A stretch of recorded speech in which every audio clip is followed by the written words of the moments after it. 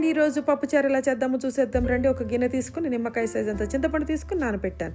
అది నానేలోపు 2 tomatoes, 7-8 baby carrots తీసుకుని ముక్కలుగా కట్ చేశాను.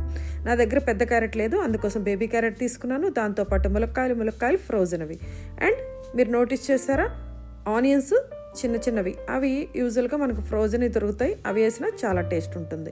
దాంతోపాటుగా ఒక 3-4 చిల్లీస్, అవి సన్న ముక్కలుగా చేసుకొని యాడ్ చేశాను. వీటన్నిటిని ఒక గిన్నెలోకి తీసుకున్నాను. దాంతోపాటు 2 స్పూన్స్ సాల్ట్, 1 స్పూను టర్మరిక్, ఒక 2 స్పూన్స్ చిల్లీ పౌడర్ యాడ్ చేశాను. అండ్ దాంతోపాటుగా కర్రీ లీవ్స్, కొంచెం ఒక 4-5 కర్రీ లీవ్స్ వేస్తే ఫ్లేవర్ ఇస్తుంది, చాలా టేస్ట్గా ఉంటుంది.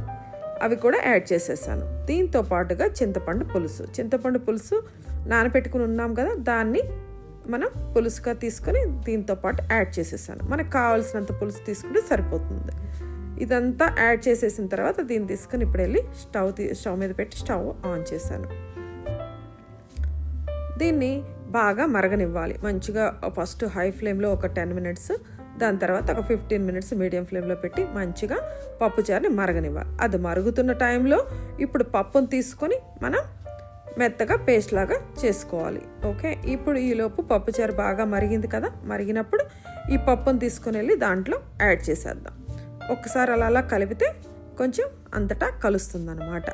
సో చూడండి, మంచిగా పప్పు కలపంగానే మంచి దానికి కలర్ వచ్చేసింది. దీన్ని ఇప్పుడు సిమ్లో బాగా మరగనివ్వాలి ఒక 15 మినిట్స్. నేను యూజువల్గా కొంచెం షుగర్, ఒక 1/2 స్పూన్ షుగర్ వేస్తాను. సాంబార్లో కానీ పులుసుల్లో కానీ ఏదేసినా ఒక 1/2 స్పూను షుగర్ వేస్తాను, అది టిప్. ఇప్పుడు తాలింపు పెట్టేద్దాం. ఒక గిన్నె తీసుకొని ఆయిల్ వేసి ఎండుమిరపకాయలు, తాలింపు గింజలు, దాంతోపాటుగా కర్రీ లీవ్స్ వేసేద్దాం. చూడండి, తాలింపు మంచిగా రెడీ అయిపోయింది కదా, అవంతా ఎగిపోయినాయి కదా. ఇప్పుడు ఇది తీసుకొని వెళ్ళి మనం పప్పుచారులో కలిపేద్దాం. సో ఈలోపు నేను కొరియాండర్ లీవ్స్ని కట్ చేసుకుని పెట్టుకున్నాను.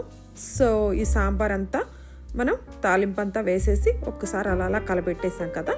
ఇప్పుడు చూడండి ఎంత కలర్ఫుల్గా ఎంత బాగుందో. ఈ టైంలో కొంచెం మనం కొత్తిమీరని జల్లేద్దాం. ఇంకంతే, ఎమ్మి పప్పుచారు రెడీ అయిపోయింది. సూపర్ టేస్ట్గా ఉంటుంది. దీంతోపాటు మనం ఏ ఫ్రై ఐటమ్ వేసుకొని నంచుకొని తిన్నా అదిరిపోతుందండి. ట్రై చేయండి ఒకసారి మీరు ఛాన్స్ దొరికితే. Thank you for watching.